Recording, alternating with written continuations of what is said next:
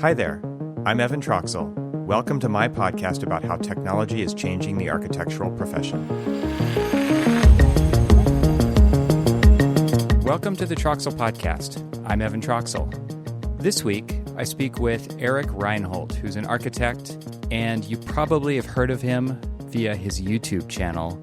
I'm looking at it right now, and he's at 624,000 subscribers. He runs a firm called 30x40 Design Workshop, which is the same name as he runs his YouTube channel under, and he's operating out of what I would consider a pretty remote location in the state of Maine in the U.S. I was recently speaking with an upcoming guest on the podcast, getting ready to record with him, and he was asking who some of the other guests were that were going to be on upcoming episodes, and I mentioned that Eric was one of them, and he got really excited, and he said, "You have to ask him this one question for me."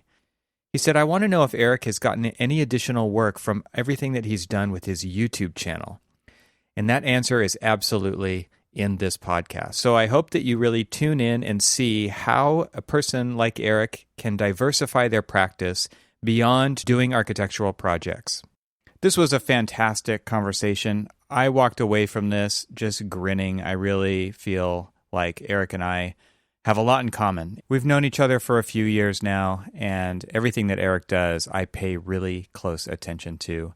I love the aesthetic, and I love the mood that he sets in a lot of his products, his videos, and everything that he does is just really nicely designed. And I think that if you click on the links in the show notes, you'll get a taste of what Eric's all about visually, as well as get to know him a little bit better during this episode. So without further ado, I hope you enjoy my wide-ranging conversation with Eric Reinholdt.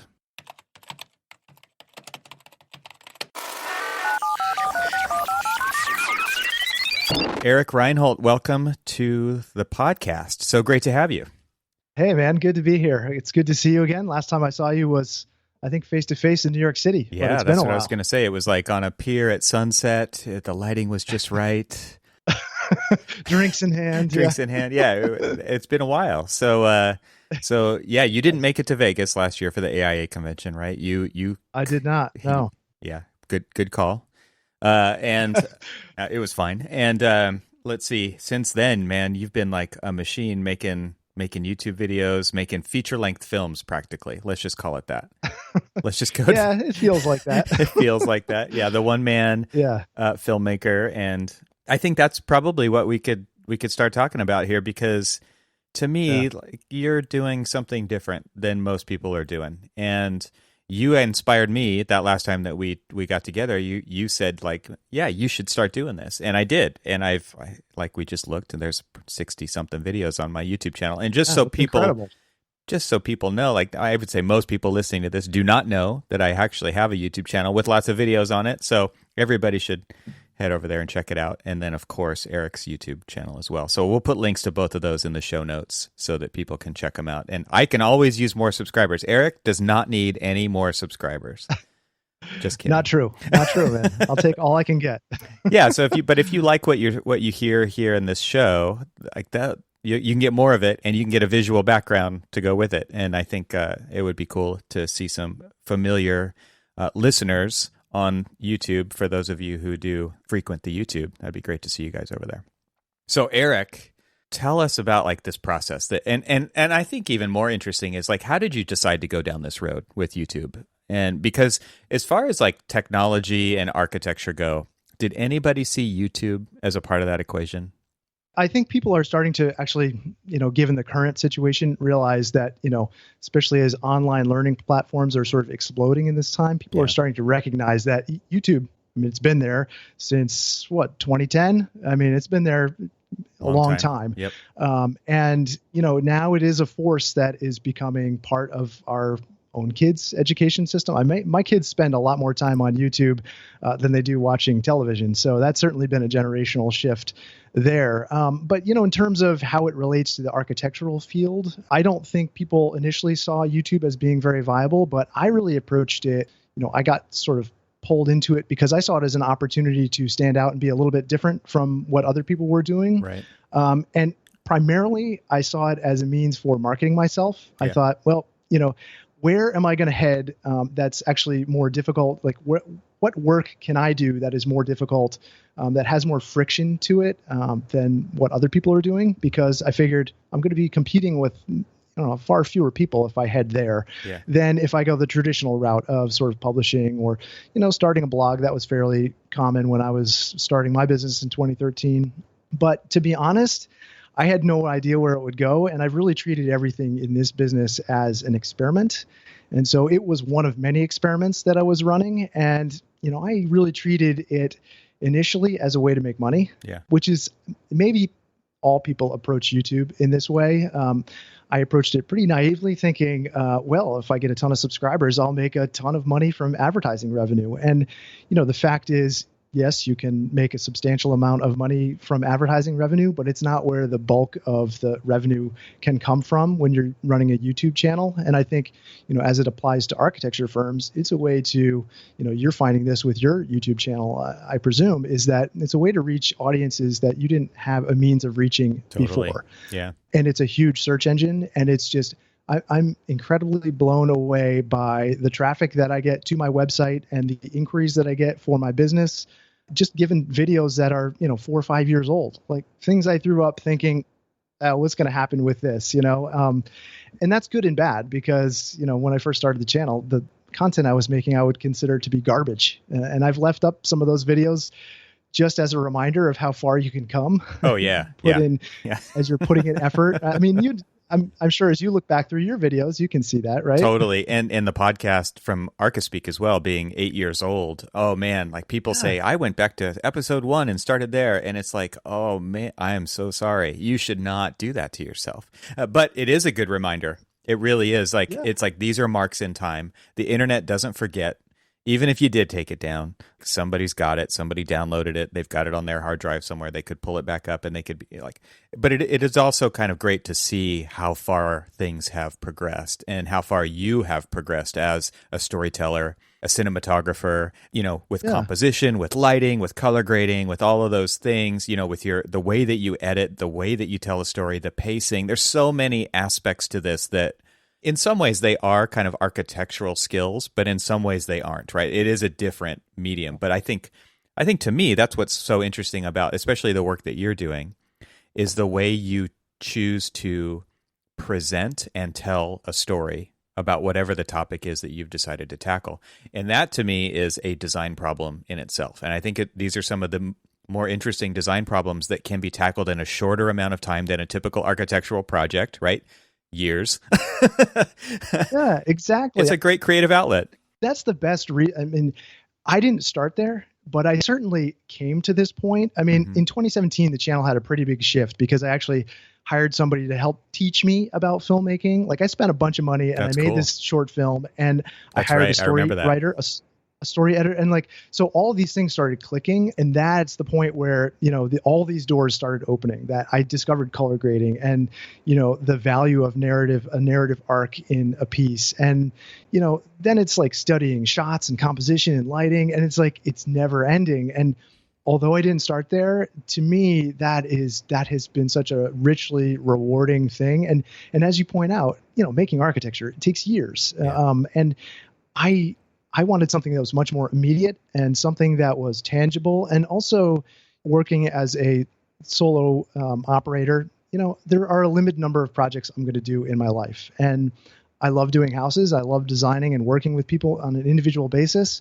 But there's very little architecture I'm going to produce in the world. So, when I found the YouTube channel as this creative outlet and I started using it almost as a teaching tool, I sort of traded that portfolio of work for one of impact. And I feel like that wasn't something I could have planned out in 2013 either. I wasn't starting this with like this big vision of like, oh, one day I'm going to have 600,000 subscribers or 1 million subscribers and I'll be making a ton of money and this will be a separate business and I'll be teaching all these people. I really kind of discovered that along the way. And I think it's very similar to the design process. We start off with an idea and we iterate on that idea and we find out what's working and what's not working. And we continually are evolving and making it better. And that's really how I see this channel. As you said, it's like another creative outlet. And And it's also a different lens to look at practice through. I find when I'm working with clients and I'm filming our collaborations together, when I go back and edit the footage and I'm trying to find the story in that footage, I learn different things about those clients. And so it just makes me wonder how this can be applied to, other disciplines, other fields, and what is latent in this process that we're not seeing because we're not looking at it through a different lens. And I know you're a photographer and obviously a filmmaker, sort of videographer. Like, do you find those kinds of things too? Like looking through the lens of a camera, it's just a fundamentally different way of seeing the world. Yeah, totally. It's and sometimes detrimental, right? Like, cause I'm usually traveling with the family or I've got other people with me and I'm lagging behind, right? Because I'm composing and yeah, like there's a friend of mine has a photo of me like in this really awkward position, kind of up against the glass of the World Trade Center, shooting this photo straight up. I'll put a link to that in the show notes because like there's this beautiful point of view, right? That most people maybe don't even experience or don't see or don't notice. And I love, like Cormac and I talked about this on the last ArchiSpeak, like we're taking people through experiencing architecture when you can't, right? Because we can't right now. So, and how do we do that? We do that by telling stories, but we also do it through the photography and using photographs is kind of like this memory machine. And we talked about that on the show because I am so reliant on that. It's so hard for me to talk about it without having that, accessing that image to talk about it.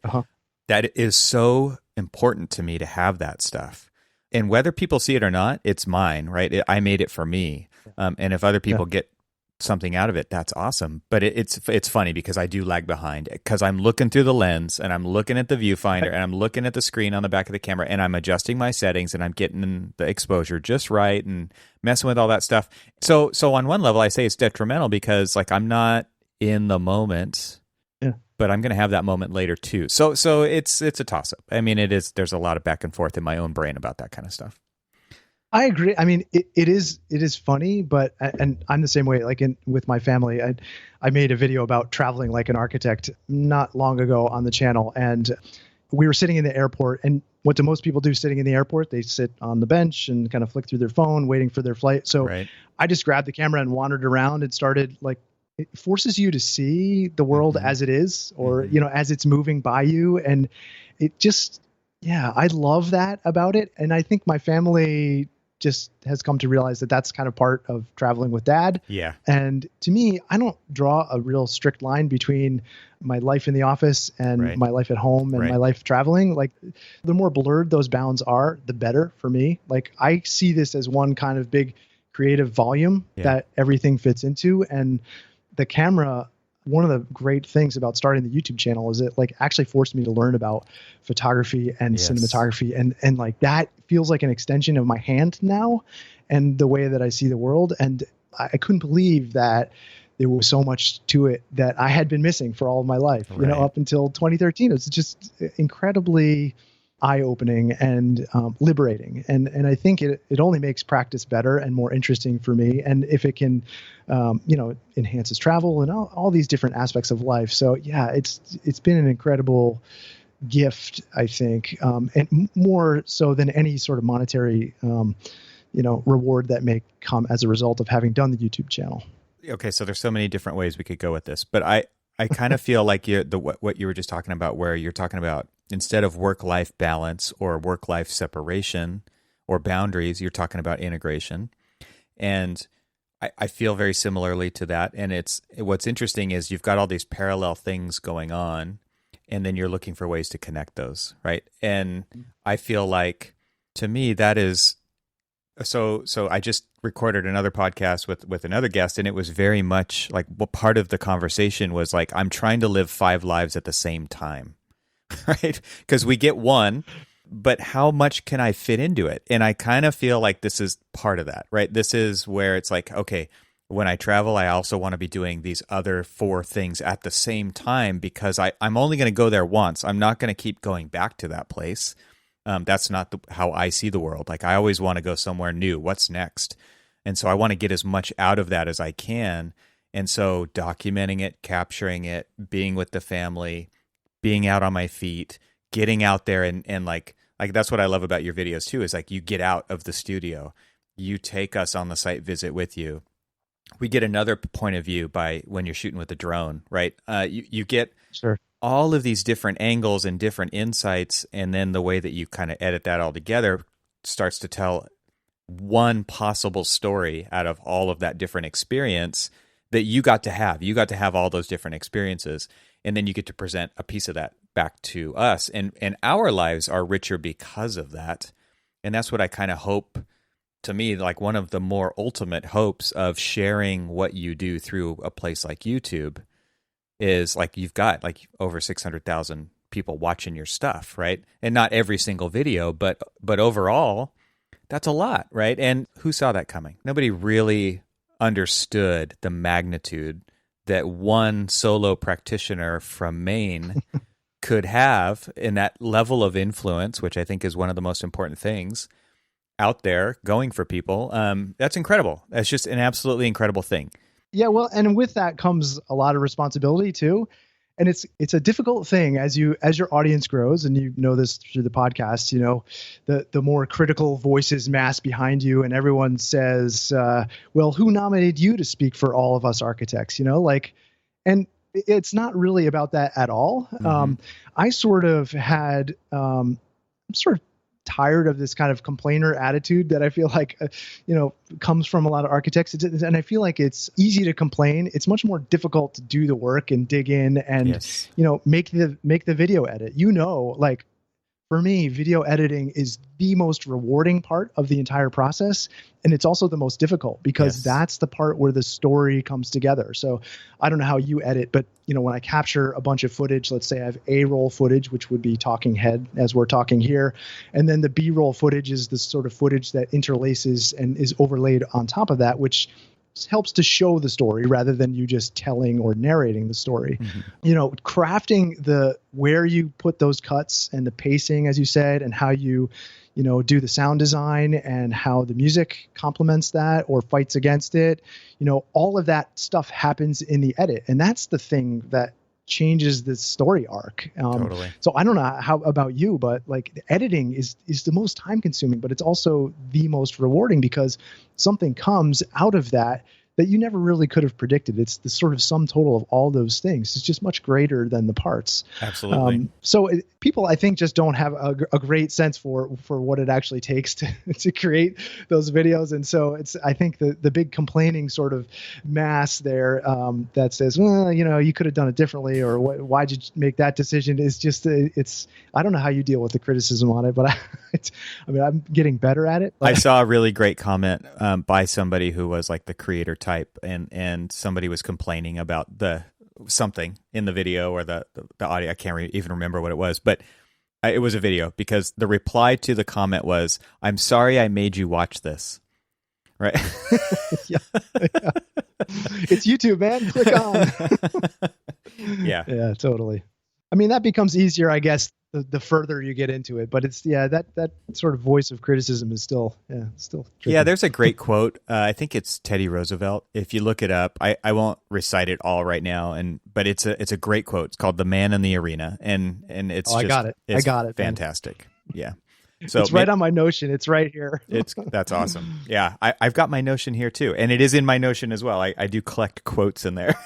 For sure. Oh, awesome. Good stuff. Cool. So yeah, The Man in the Arena, look it up. I'll put a link to it in the show notes. I better write that down right now. Otherwise I will forget. But it's a rewarding quote to reread all the time, and to remind you of why it's important to do the work, right? To actually be the one doing the work, not just critiquing the work. You know, there's a lot of talk out there about the critic doesn't count. I've heard on other podcasts people talking about that, and it is important to be the one who does the work and to put your work out there and to be vulnerable. I think that's kind of like the role of a designer in so many levels.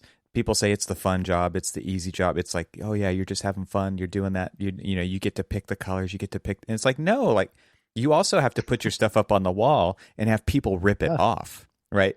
Rip it off the wall, like that's like, and they tear it down, and you get better and stronger, and you learn through that process. And I feel like the only way to actually learn through that process is to do it. And like you said, you've got those old crappy videos still on the YouTube channel if you go back far enough, if you scroll down far enough, and that's a great reminder of everything you've learned to get to where you are.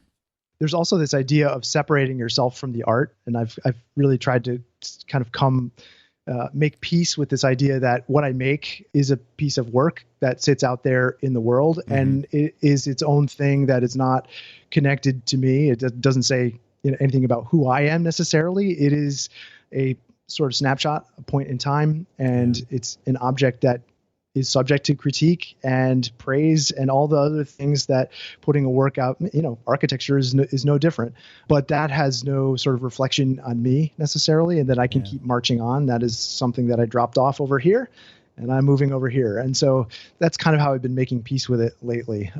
But yeah, it's always kind of hovering there in the back of your mind. And, there's that, the resistance of like, I want to put this out there, but man, I know some people are going to hate it, and like you said, you're exposing yourself to that. But man, I tell you, as you get more followers, I feel like sometimes that resistance pokes its head up in a really insidious way that keeps you from making things. You want to kind of stay safe and like, well, if I put this out there and I get a ton of hate because I got a ton of followers, that doesn't feel very good at all. Right. And so that sometimes that resistance can kind of creep up just as that audience kind of creeps up. So that's been kind of an unexpected challenge for me too. Take us back before YouTube. Where did you really started? And I think the first time we ever talked was because I was going to write a book and you had already written a couple books. Is that where it started for you with this kind of entrepreneurial stuff, side gigs on top of the architecture? Yeah, about that time it was, I was starting a firm here. I work in a pretty remote part of the country. So, there's a good part of the year where clients just aren't visiting or inquiring. And I was starting a new firm. I was, I had experience, but when you compare my experience to all the people in my neighborhood, their experience, if you want to build a $2 million house, where are you going to go spend your $2 million? Probably with someone who's about 10 or 15 years older than I am. So really it was born out of need, this kind of entrepreneurial guesswork. And so I thought, I'm going to try a whole bunch of different things, writing, blog posts. I started writing for House, and I started making videos, started kind of making products. I actually was selling some sort of rudimentary products early on, and just trying a whole bunch of different things. And one of the things that I stumbled upon was sort of writing for House. Now, I don't like House at all.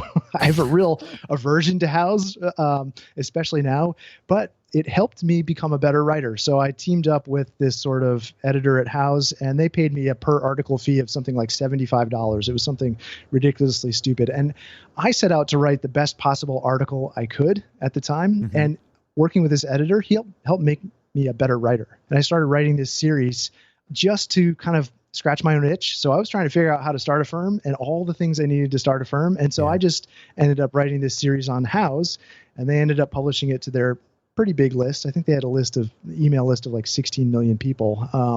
And those posts turned into my first book. Okay. And all I did was, it was this idea of like documenting everything while you're creating it.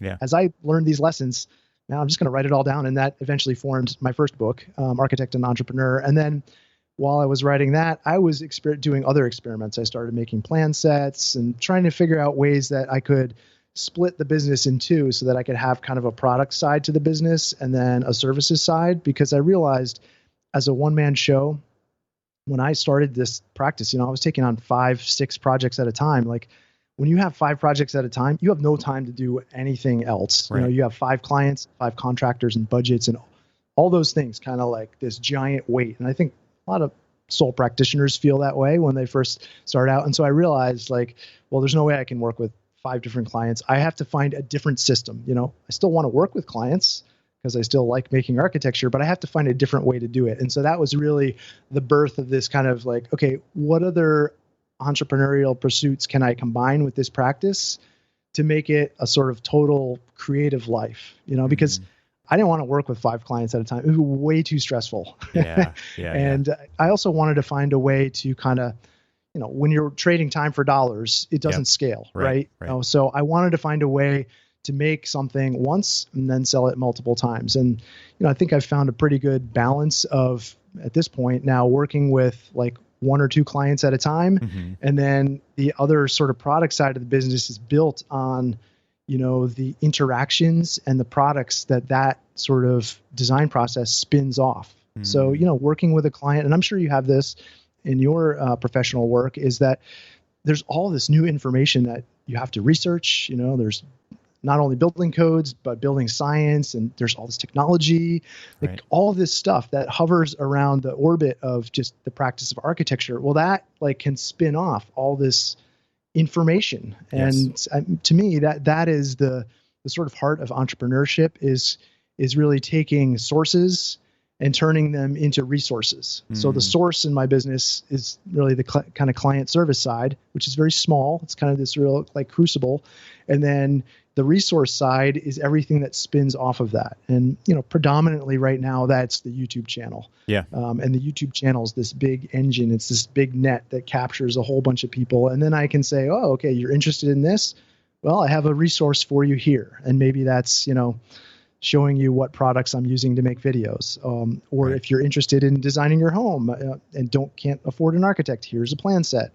So all of these resources sort of sustain that kind of life. And then, everything else that I decide to kind of plug into that, because like you, I have a whole series of passing interests and hobbies, and I want all of that to be part of my creative life. I don't want to just be like fighting with a contractor and a client all the time about a budget. Not interesting to me. Right. I want to find the one client who is willing to participate in this process in a way that budgets are kind of secondary to things, and that's a special kind of client that doesn't come along every day. Right.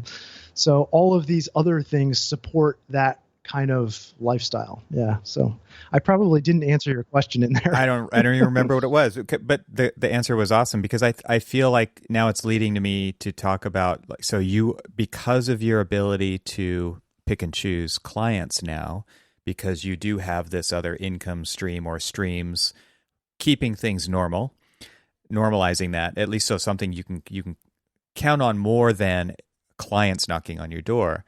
Because you can pick and choose. You're picking and choosing what I would assume are the better projects, which lead to better projects, right? And so it does become this, because you're not saying yes to everybody. You're not trying to be everything to everybody and basically diversify the life out of your creative thinking.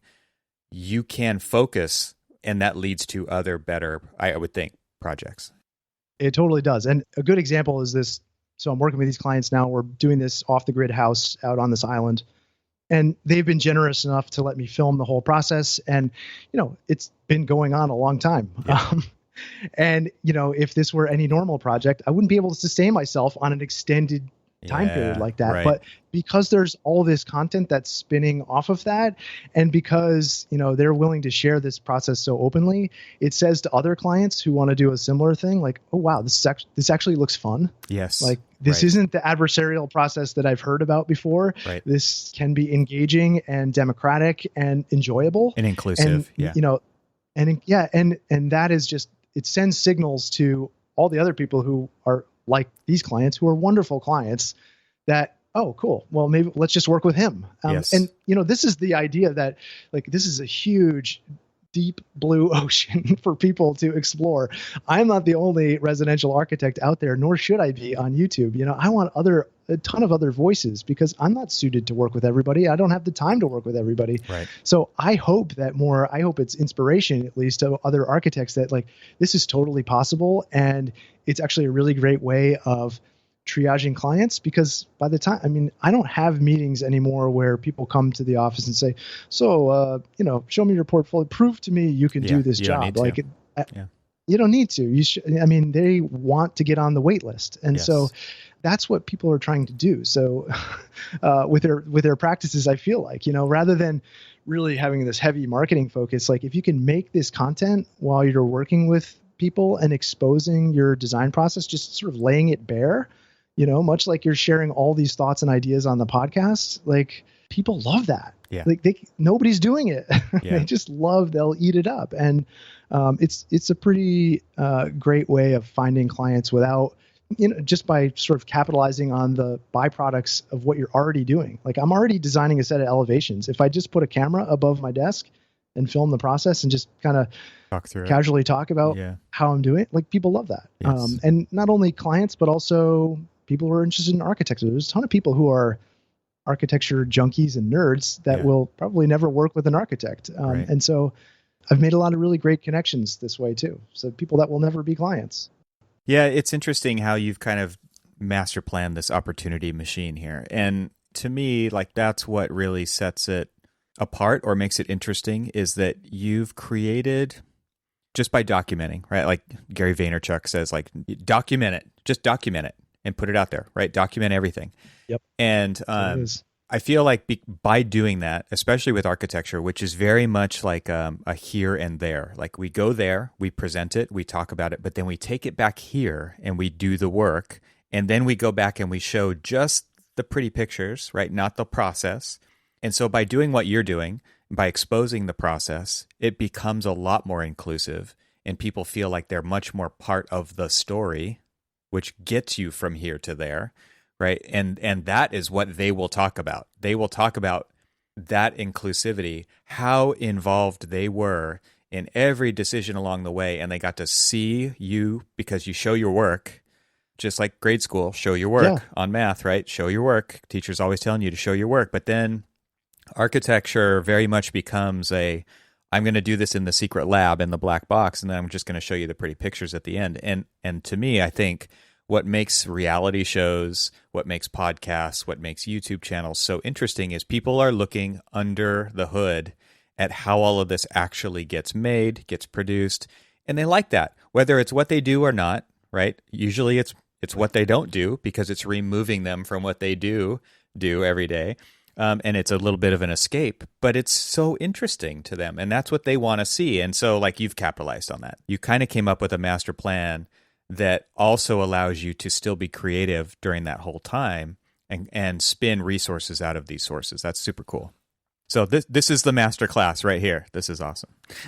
But it wasn't a master plan. That's the thing. I mean, I think I've arrived there, and it's easy to look with hindsight and say, yeah, totally. Oh yeah, this feels like perfectly crafted. And I look forward to, 5 years from now, looking back on the decisions I'm making today and to see, where it's headed, because there's some luck there for sure.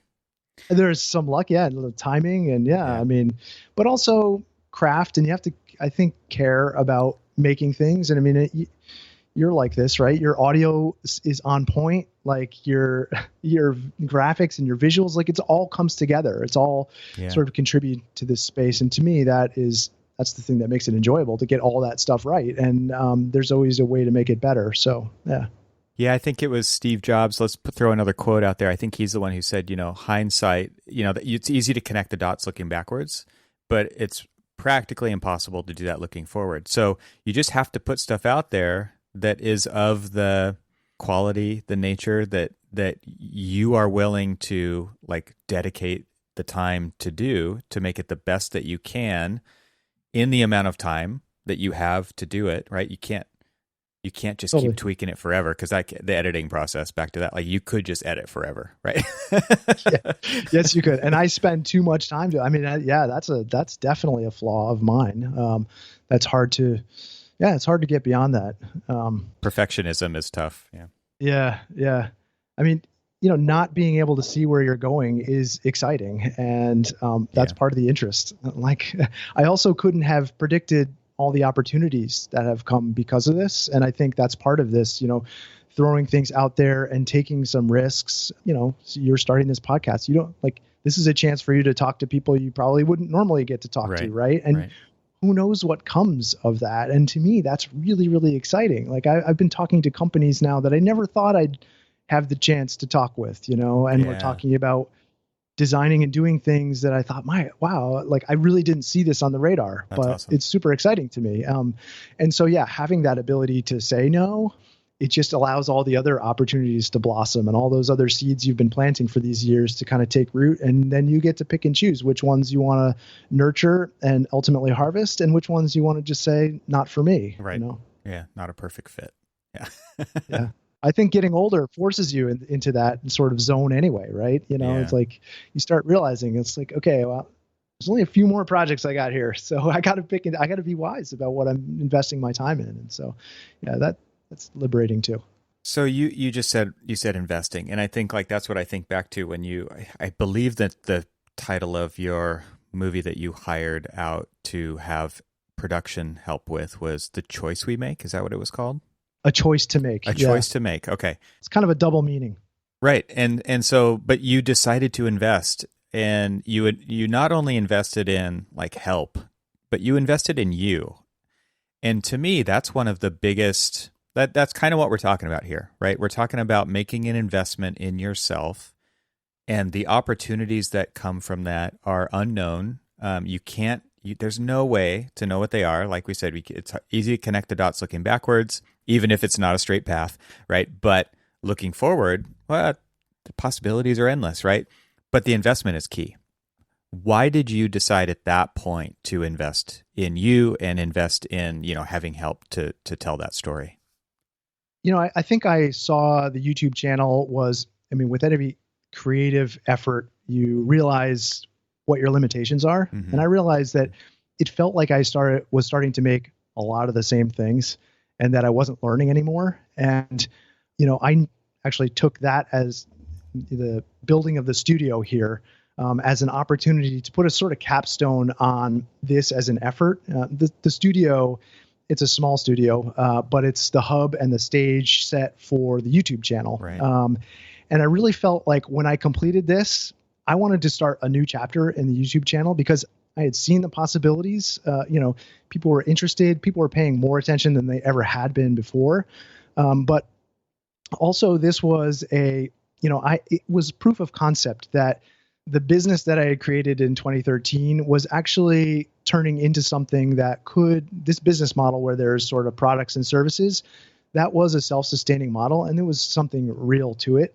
But I was feeling like the quality of information and content I was producing wasn't up to my standards. That old Ira Glass quote or video that he did where he talks about, your tastes far exceed your abilities when you're just getting started. Right. And so I knew that I could do better. So when I finished the studio, I hired my photographer to photograph it. And at the same time, I said, I'm really interested in kind of turning the story of making the studio and making the business into something more than just a photo shoot, like a half-day photo shoot. And so he was interested in also building up his sort of videography business. And so we sort of collaborated together and said, look, I'll give you a kind of a discount on the videography portion of this, but let's make it into something longer form. And I had seen that there was this architecture and design film festival, and I thought it'd be cool if we made something and submitted it to that. And it became this kind of collaborative. Then you have project, a deadline too. Yeah, right. It forces you to get it done and do it, right? So that was the decision point, and it was a pretty significant amount of money for me to invest in creating a video. A photo shoot is one thing. I'm sort of buying into the idea that you have to have professional photos, and they bring with them all their connections to publications and things. But I thought, a video shoot, like that's up there. So I said, okay, I'm going to invest in learning from him because I admired his style and I loved his color grading and just how he edited things. Loved all of it. And I thought, what better person to learn from? Nobody else around me is teaching this, so I'm going to invest in that. And what we did was, I thought, I've done enough YouTube videos. I can script this thing, no problem. And so we kind of came up with a real basic outline script. And 2 days before the shoot, he actually opened the script and read it. And he's like, "This isn't a script, man. We got to hire somebody else to help us write this thing." So he brought in a story editor that he was, used to working with, and he said, "This isn't cheap, but I really think you need a story here." And so that process in itself, while I didn't fully plan it out, it ended up being hugely beneficial to me. And really, as a sole practitioner, I'm used to getting everything done. Like I'm making the coffee, I'm answering the phones, I'm doing it all myself, right? You're an architect.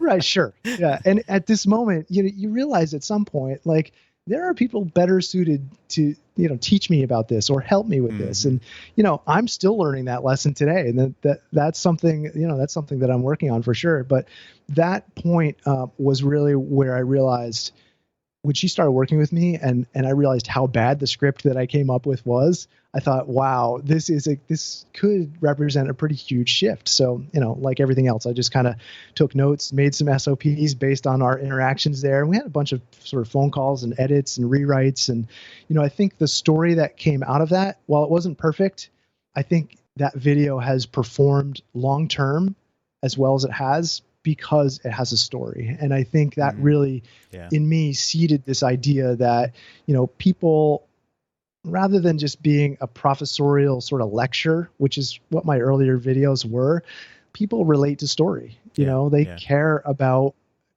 how someone moves through life and the ups and downs and the turning points. And, that's a very real part of my own story. And I think for a lot of architects, they watch that video and say, like, wow, I was in school and I was really excited about all this making things and producing things. And then when I get out of school, wow, there's like such a big disconnect. People really relate to that. It's not what you expect necessarily. And I think, hopefully the double meaning in the title, a choice to make things, the real shift that I had was to making things, making content, making objects, making beautiful things was a choice that we all have. And I like to think that message kind of resonates and comes through in that video. And I think that's probably why it's so popular. But I do feel like it's a obvious turning point and a great example of investing in yourself. That's a great story. I mean, it's a great kind of behind the scenes story of the actual story. It's really, I think that has the potential to have huge impact on people, right? Because it takes a different perspective to just realize that option is available to so many people. And I think a lot of times on this show, we talk about software, we talk about technology. Like those are things too. Those are things people choose to make, and they choose to go into that line of work. And so like a lot of things you're making are digital. They're like the digital version of the magazine articles that people flip through, and, maybe they've got it on in the background. Maybe they're paying really close attention to the color grading and the cutting of the edit and all that kind of stuff. You never know who's watching it and why they're watching it and what they're going to get out of it. But it's fantastic that you're putting it out there. I think, as a thank you to you, like it's been inspirational to watch. And when we met in New York and we first started talking about this, like you were doing this and you had your backpack full of gear with you. And I was like, you said you should start making YouTube videos, right? Because at that point I was so glad you did. We had just we had been doing podcasting for a long time. And it's like, right. I'm always kind of looking for what's next, but your words right there really kind of kicked that off. So thank you for that. And thank you for the work that you continue to make. It's super cool. Oh, no, it's funny to sort of cap that story about making that short film. Mm-hmm. And then I submitted it to the Architecture and Design Film Festival in New York. And, it was screened there. And I went with my whole family and the photographer and videographer. And I was super proud of that. And I was sitting in the audience and they screened 2 other films with this, and like I felt great about the effort. And then I watched the second film and I was like, oh wow. Another level. This is so much better. And then I watched the third one. I was like, I just kind of sinking in my seat. So I think there's, it was a great lesson for me it's humbling. I mean, you're never as good or as bad as they say you are, is that kind of expression. And I think, that's really how I see this. It's a continuum of work, and I'm sure you see this for you, and that like seeking tools out and software and technology and all of these things. For me, it's a way to enhance and make the work better.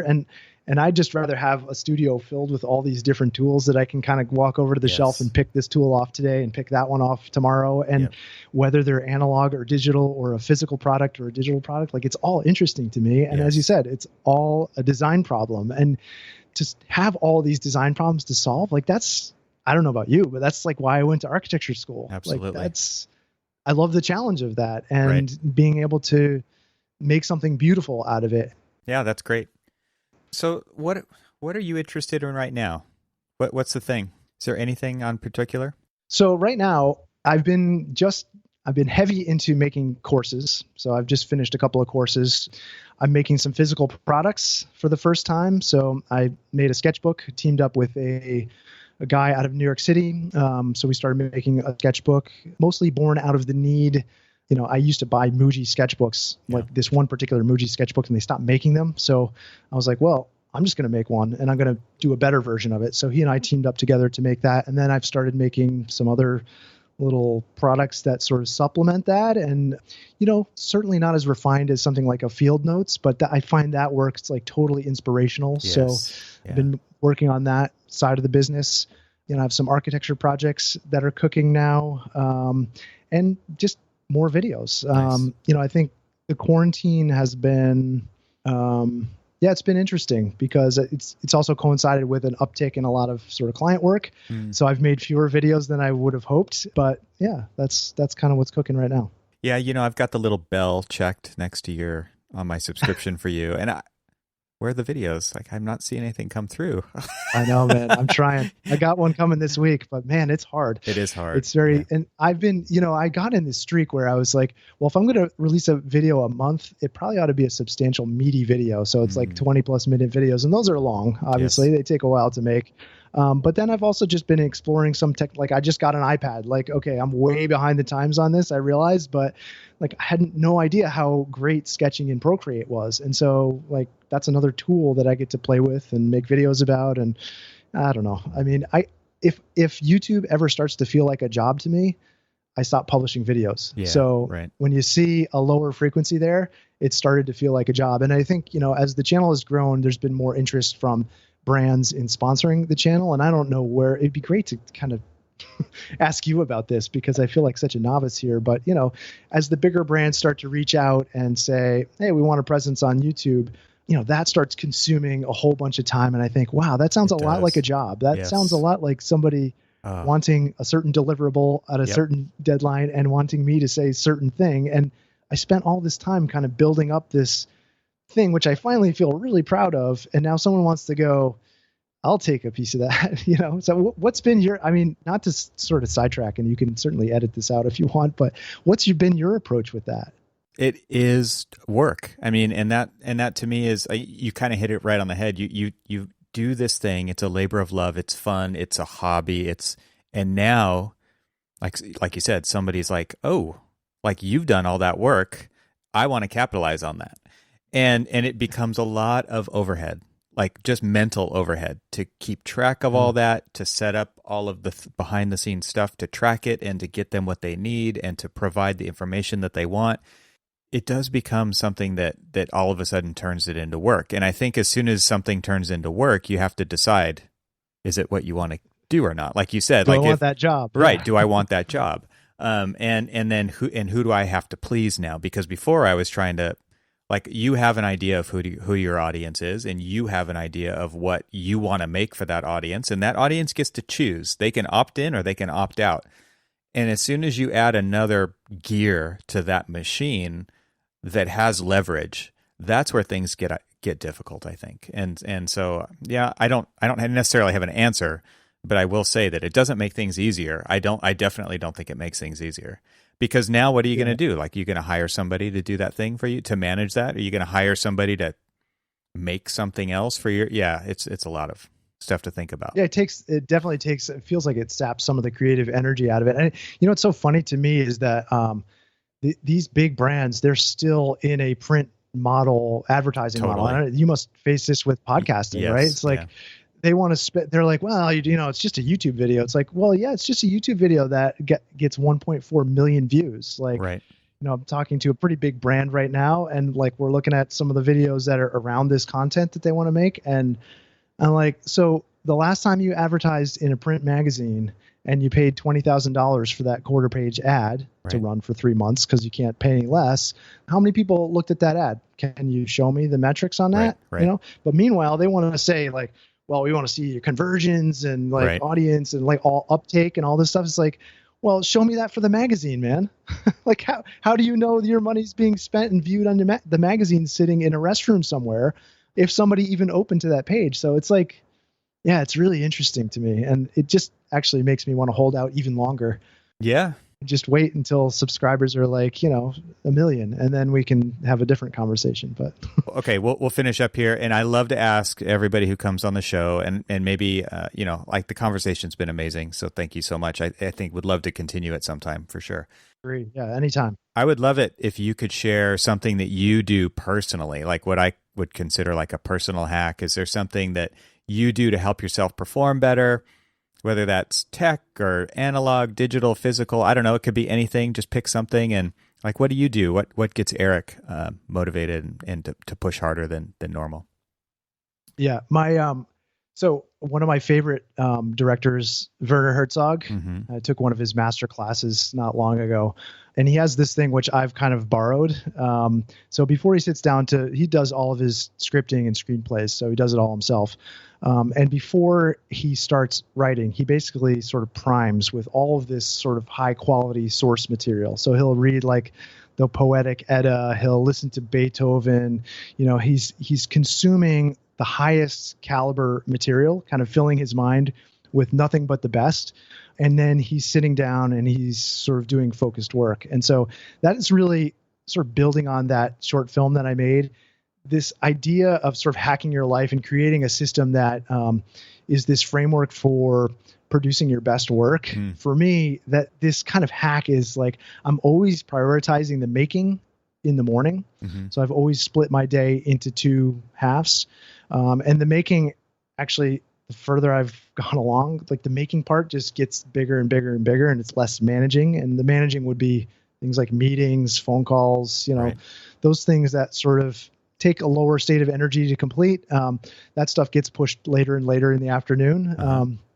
And the making consumes more and more of the day. And, the sort of priming before the making is all of this filling your mind with interesting information, reading things, listening to really great music, like looking through Peter Zumthor books, or looking at, photos from Betcher, or we're, listening to, I don't know, what else there would be. I mean, tons of stuff. So Dieter Rams, like filling your mind with the sort of best quality material, and then sitting down to do the work so that the standard that you should be performing to. And I'm not pretending to be a Peter Zumthor by any means, but I feel like just presenting that as a possibility and seeding the mind with that is the thing that makes you do better and strive to do better. And just making sure that the making part is prioritized is the thing that will allow me to continue to make more and more and more content. And that's the only thing really that makes me better. It makes me a better designer, better architect, better husband, father, all of these other things. And splitting that making and managing, with exercise in the middle, is another kind of key component. So like that's the real discipline of that sort of daily structure.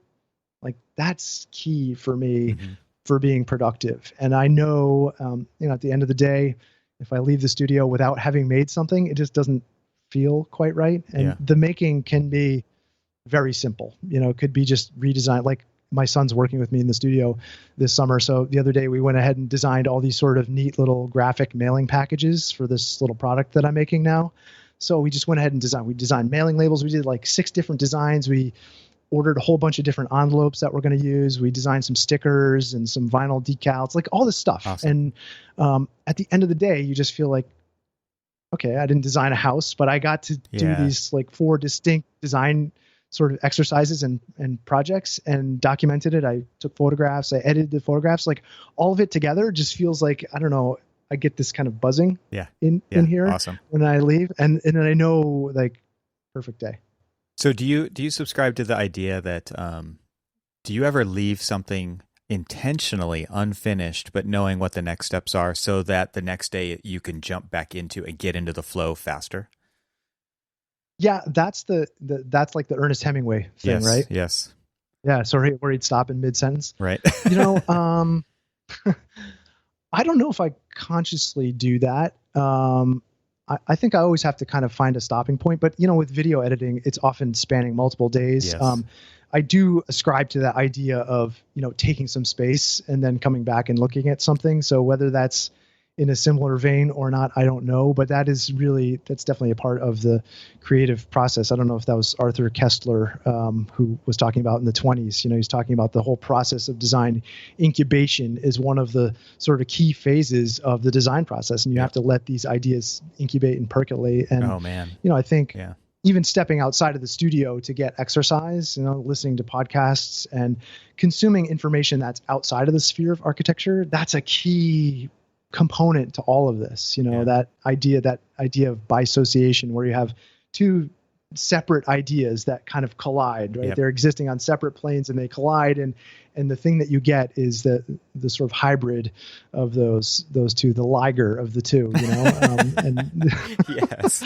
that's really interesting to me. And so anytime, and I think maybe that's how I've built this whole studio, is that, I'm creating opportunities for those collisions to take place. Awesome. And it's up to me to kind of notice them. That's really cool. So the next question, and for those who are listening who don't know Eric very well, Eric is a metalhead, like to the core, right? So I'm going to ask you, who are you listening to and reading now? But you have to give a metal recommendation in here, just a little side footnote. Okay. Yeah. Okay.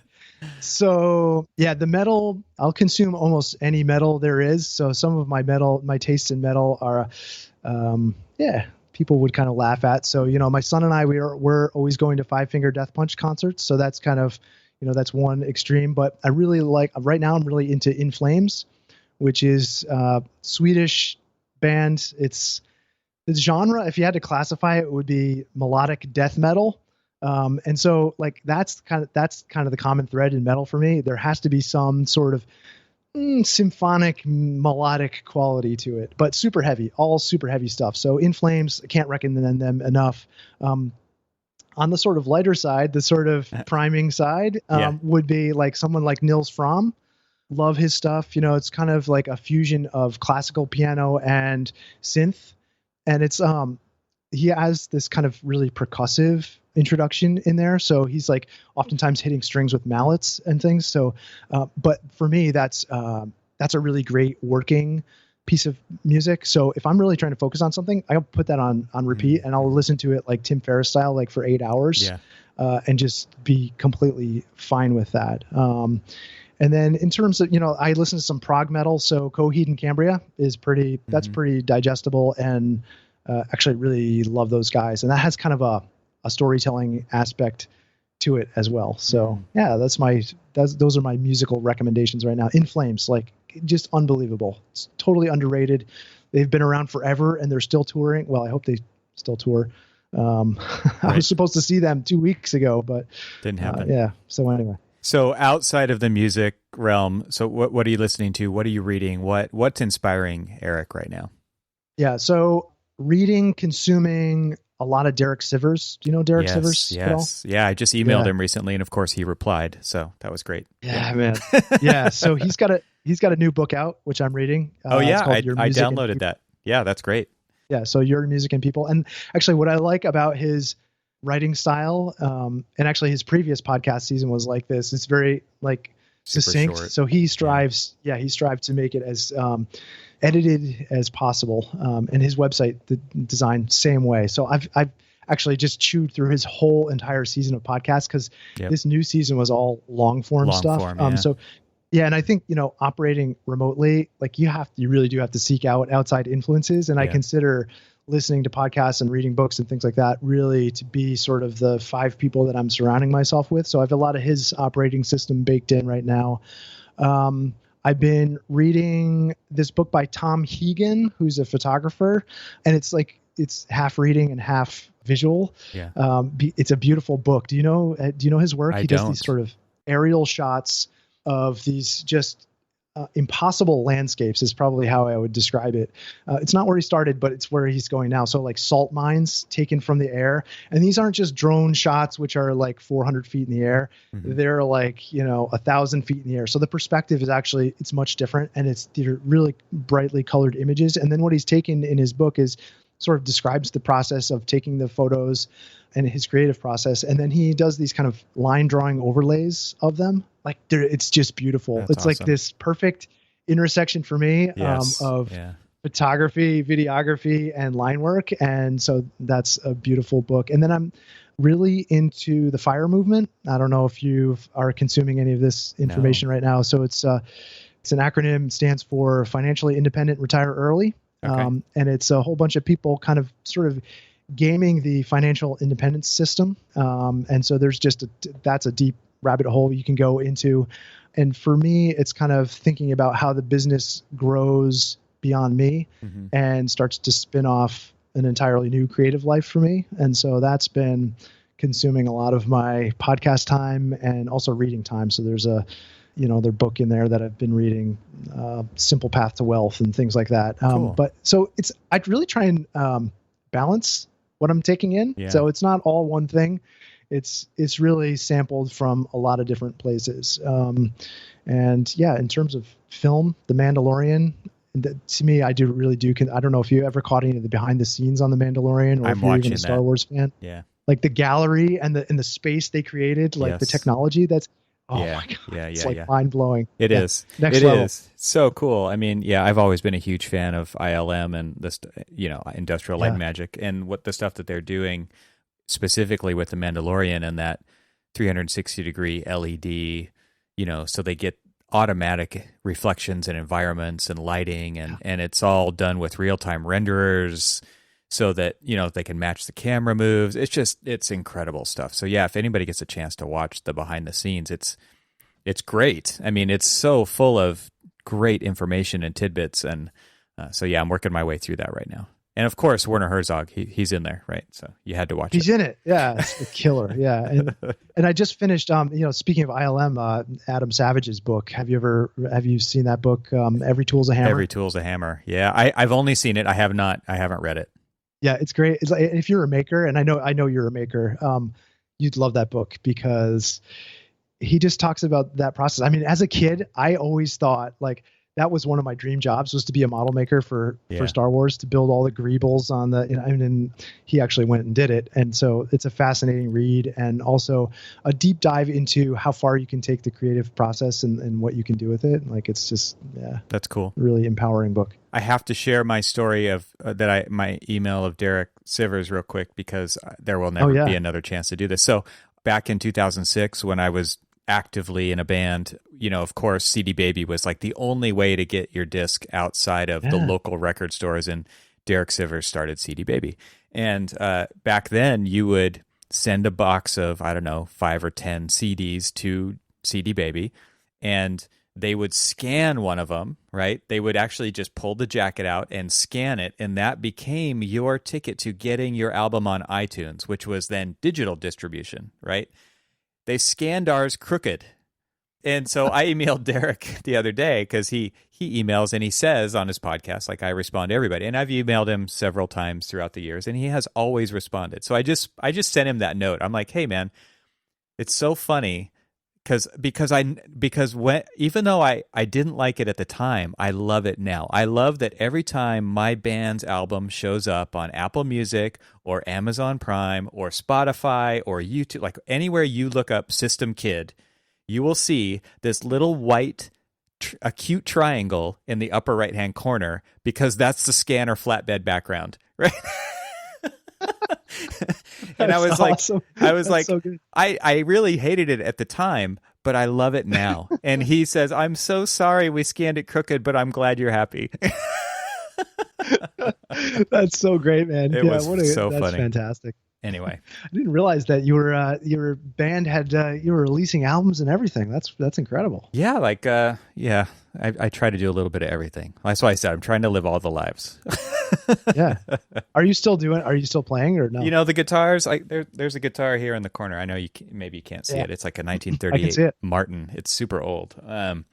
So there's guitars hanging on the wall, because then I can just easily pick them off and play them, right? No, it doesn't happen.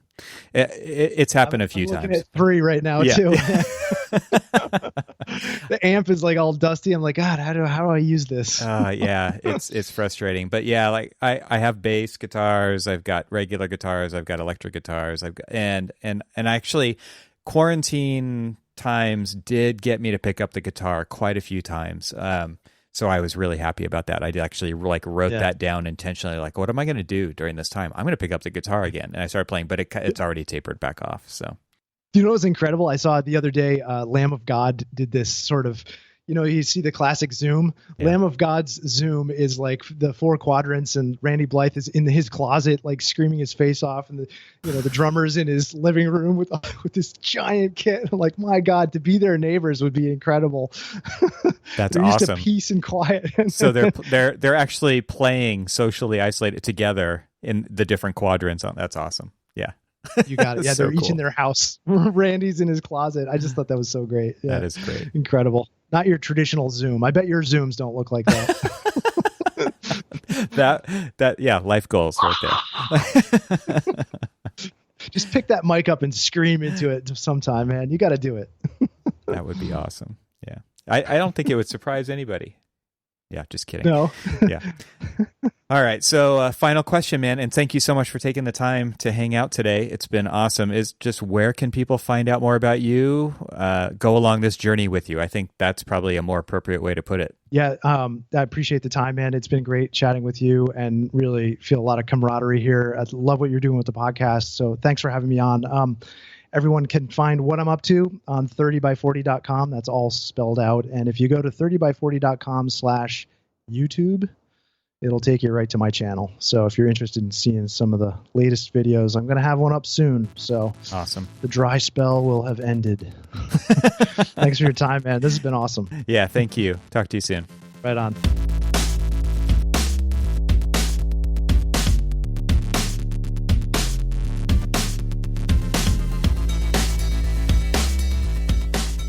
Thanks for hanging out with us today. This show is part of the Gable Media Podcast Network. You can see all the shows at gablemedia.com. That's GABLMEDIA.com.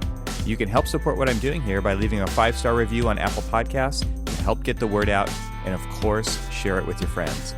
I'd love to hear from you, so leave a comment on the website at trxl.co/podcast, where you can find every episode.